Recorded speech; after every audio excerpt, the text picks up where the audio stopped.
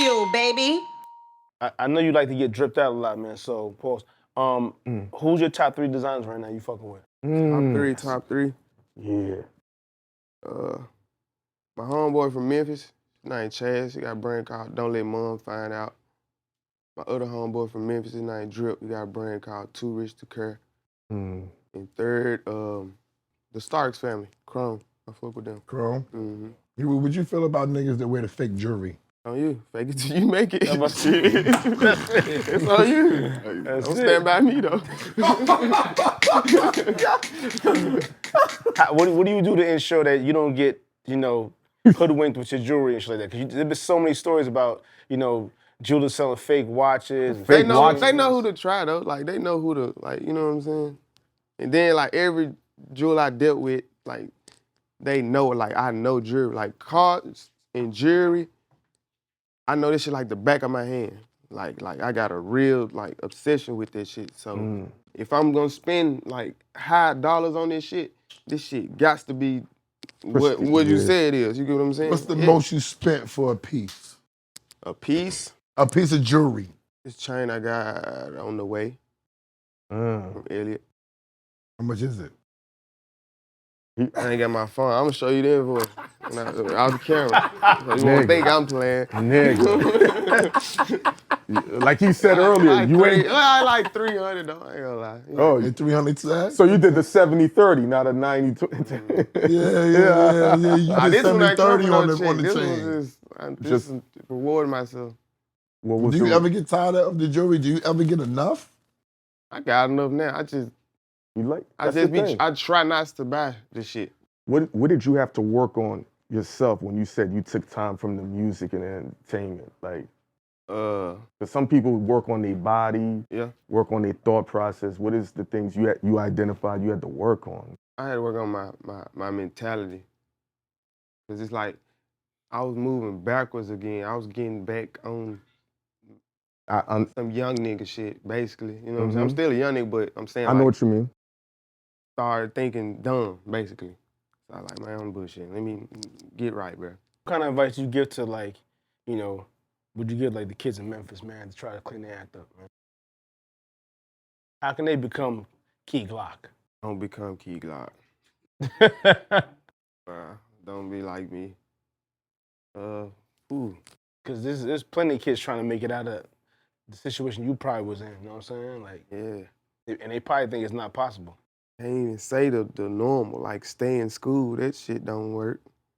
That's real. That's real. Like, fuck, bro. Little niggas in Memphis dropping out of school 7th grade, bro. You know what it is, too? Even, you seen that? They not even making it to high school and drop out. They saying fuck that shit at 15, bro. They said a regular job cannot allow you to afford a 2-bedroom apartment in any city or state in America. Yeah, I seen it. You cannot get a 2-bedroom apartment in any city in America with just one regular job. Yeah.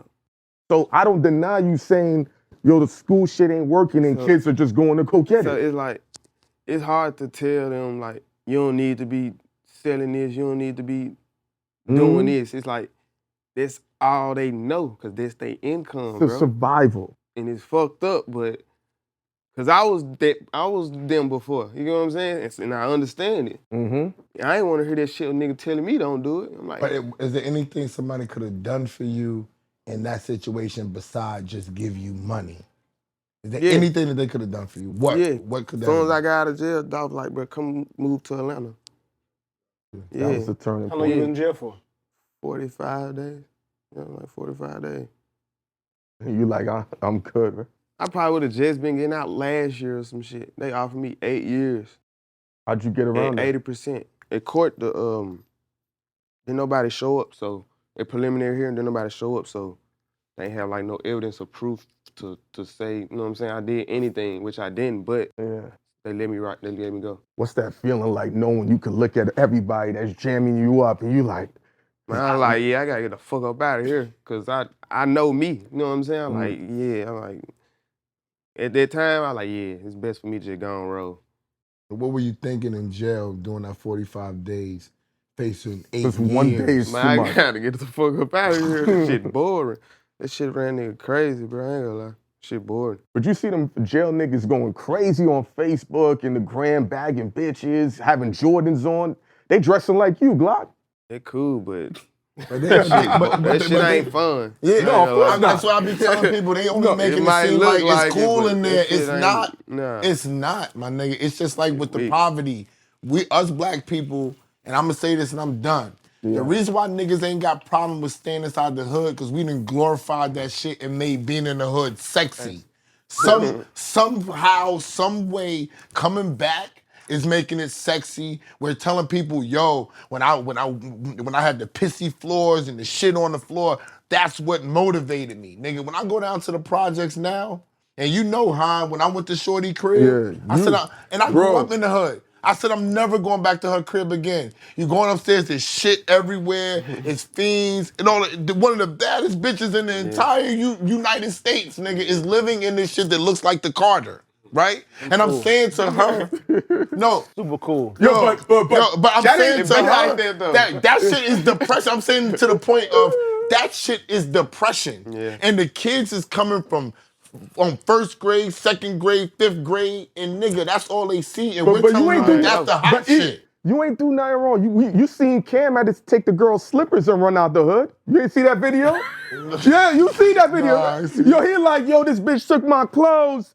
It looked like one of them Calio projects, and he ran out and took her slippers. He was in his basketball Bro, shorts shit- and everything. This shit is crazy. but they making that shit seem sexy. I'm from this ward and I made it. And I'm like, yo, mad niggas done got murdered over there. That's real. Mad fiends is over there. And as soon as and the one thing that niggas said was that they were proud when we talked to Bodie James. He was proud to see people from Detroit actually getting some money and traveling, realizing we don't have to do the knucklehead shit that we've been doing. And I tell everybody this, and I'm gonna end it. I tell everybody, if you can't free your mind, if you even feel stuck, listen to what Dolph did for Key Glock. Just get yourself out of the area.